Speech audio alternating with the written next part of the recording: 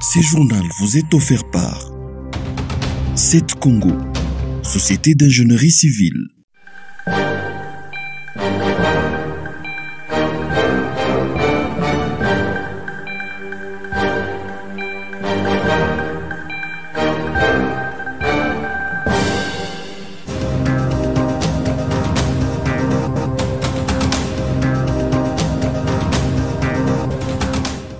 Six professeurs de la faculté des sciences économiques de l'université de Kinshasa sont suspendus de leurs fonctions. C'est une décision prise ce jeudi 13 juin par le recteur de cet alma mater. Il leur reproche d'avoir remis la toge professorale à Vital Kamerhe, président de l'Assemblée nationale. Cette cérémonie a eu lieu en son bureau du Palais du Peuple. Le recteur de l'UNIKIN a fait prévaloir le fait que seul lui ou son délégué est habilité à remettre de tels insignes à un récipiendaire. La note de suspension signée par le recteur indique que cette remise des insignes doit se dérouler dans l'enceinte de l'université. Le numéro 1 de l'UNIKIN indique à titre illustratif que le chef de l'État lui-même s'était rendu sur la colline inspirée pour recevoir sa toge de docteur honoris causa.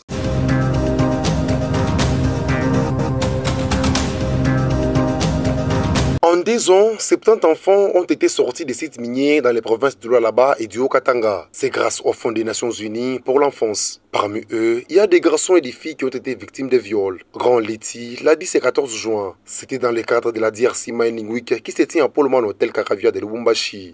Haut-Katanga reçoit beaucoup des enfants qui proviennent des autres provinces avec leur famille en train de chercher du travail.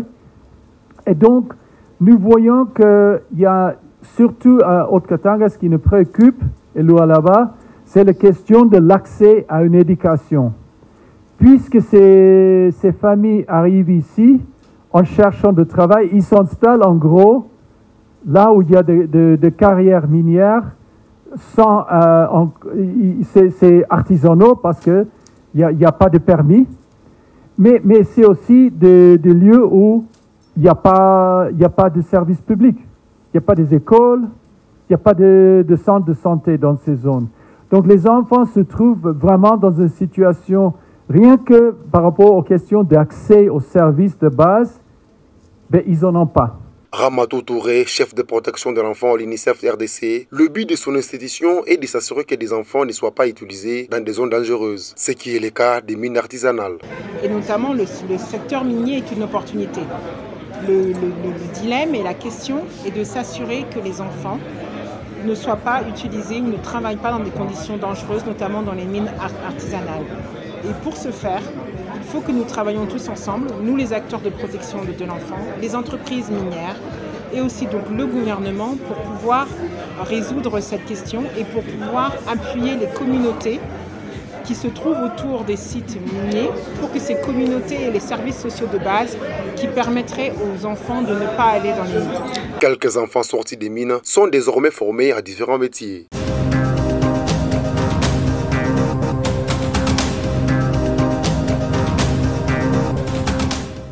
97 776 élèves de la 8e, dont 48 089 filles et 49 697 garçons, ont passé les tests nationaux de sélection d'orientation scolaire et professionnelle TENASOS dans le Haut-Katanga 1. Ces candidats finalistes étaient répartis dans 220 centres. Ces épreuves nationales marquent la fin du cycle de l'enseignement des bases. Pour l'édition 2024, l'EGO a été lancé ce jeudi 13 juin 2024. L'initiative a été introduite par la ministre chargée de l'éducation, Marie-Chantal Kilufia, depuis le complexe scolaire Beraka dans la commune de Lubumbashi. Pour les comptes de la première journée des épreuves, les finalistes étaient confrontés à des questions sur leurs acquis scolaires, tandis que le deuxième jour était consacré à des tests psychotechniques d'intérêt et d'aptitude.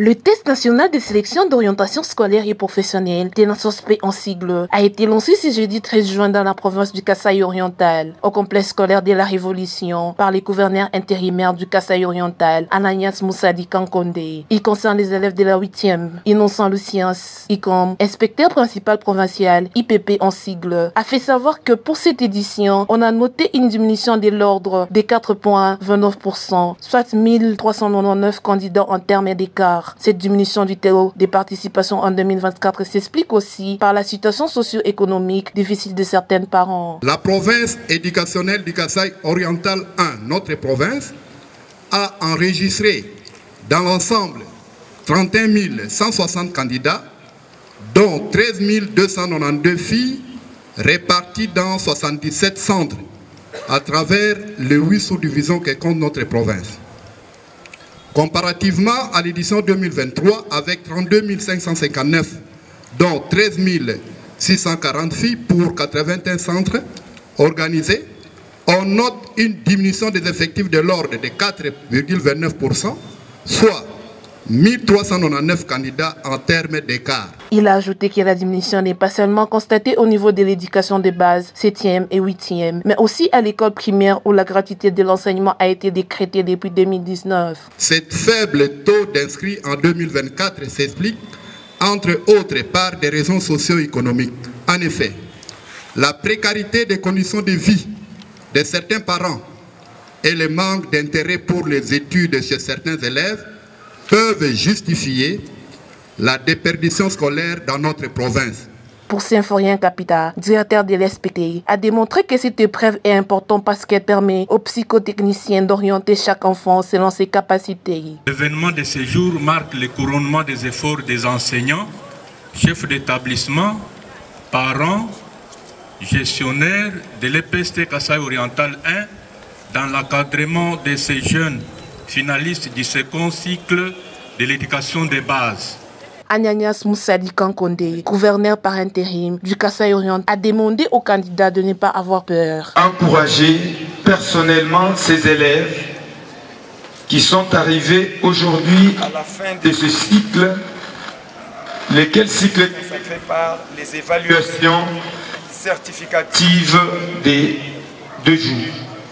Chers élèves et enfants, les TENASOSP que vous passerez tout à l'heure est basé sur toutes les matières vues tout au long de l'école primaire pendant votre cycle, voire 7e et 8e de l'éducation de base. Pour cela, je vous invite à braver la peur. Ces tests se déroulent sur toute l'étendue de la République démocratique du Congo.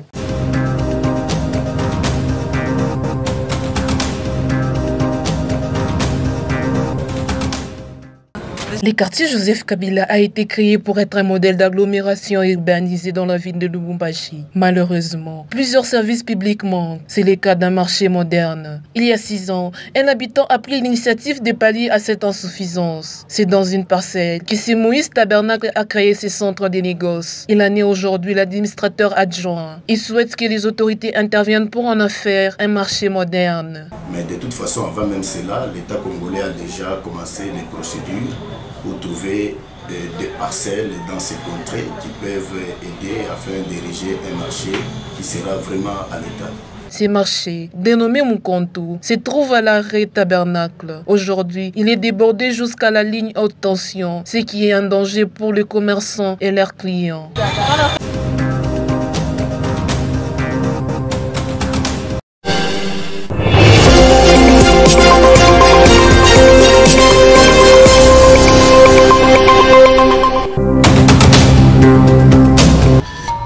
Ce journal vous est offert par 7 Congo, Société d'ingénierie civile.